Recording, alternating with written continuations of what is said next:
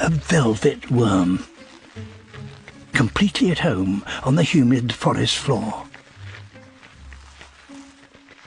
They've been here since the age of the dinosaurs and have remained virtually unchanged.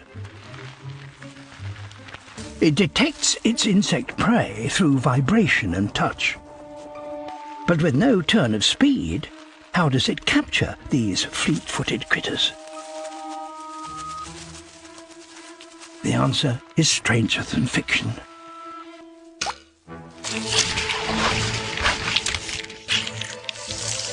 The sticky slime hardens on impact, trapping the luckless insect. The velvet worm will inject the cockroach with digestive saliva and then suck out its insides.